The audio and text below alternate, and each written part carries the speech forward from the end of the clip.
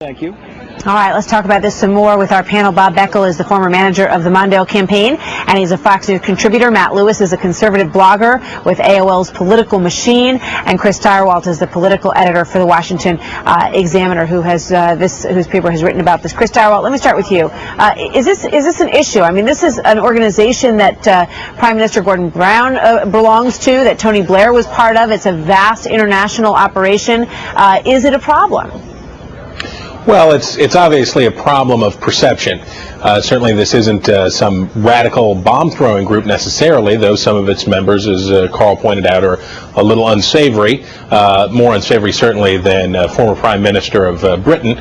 But we can say that from a perception standpoint, this is very difficult for the Obama administration, because what they're trying to talk about, especially at this period of economic unease, is bringing everybody together on a plan that helps the climate and helps pollution, but doesn't hurt the economy. Right. So if you come to the table with somebody like Ms. Browner at your side and say, I want to talk about this issue, it may be hard for people from, let's say, industrial states in the Midwest, especially whether they be Democrat or Republican, to get on board with a plan that they think may end in the kind of goals that her organization was behind. Yeah, I mean that's really the crux of this issue, Bob Beckel, and that is whether or not she would be a proponent of any policies that would encourage, curbing back the U.S., industrial operation in order to sort of, I guess, give back to improve the economy at a time when our economy is under such dire straits.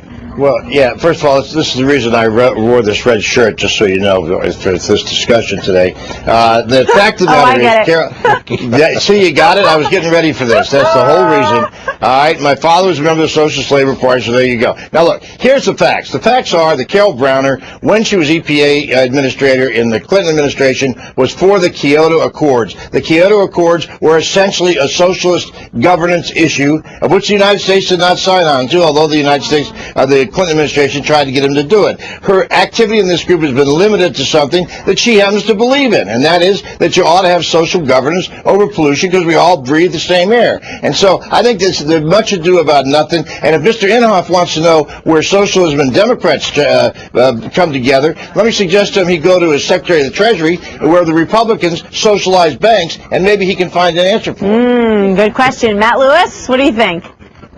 Well, first of all, during the presidential campaign, Joe the Plumber, Sarah Palin were sort of criticized for using this term socialism, which some people see as a loaded term. In fact, it turns out to be completely legitimate. One of Obama's first, picks here as a top advisor is, in fact, a member of a socialist group.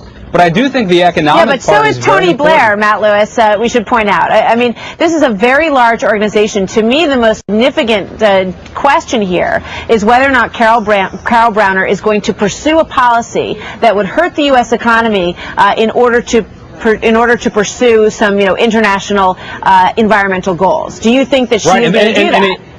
And a part of the entire dogma of this organization, in fact, one of sort of the founding principles of this organization is that rich countries must shrink their economies for the betterment of climate change. Yeah, I'm not sure a lot of Americans are going to want to shrink our economy right now. Bob Beckel, should we shrink our economy for the betterment of the environment? Not at this moment, and that's why the chance of getting a type accord done is politically impossible. But I just want to, out of curiosity, what is wrong with some form of socialism in certain areas?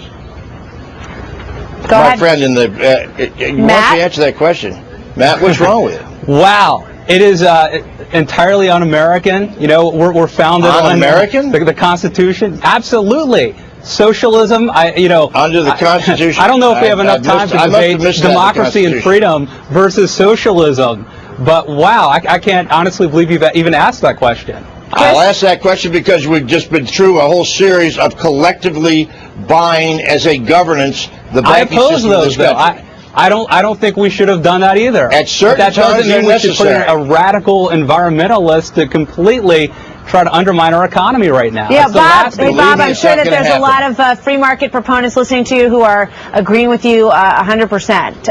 We're going to have to leave it there, though. Okay? Now that we've Okay, opened that good. large We'll can get- of worms, we'll get all emails on stew this on one, it a I'll little guarantee bit, you that. and we'll get some emails, and we'll pick it up next time. Bob Beckel in his red shirt. We now know why. Thank There you you very go. much, Bob, and Chris Starwalt and Matt Lewis. Thanks, you guys. Are you checking the clock?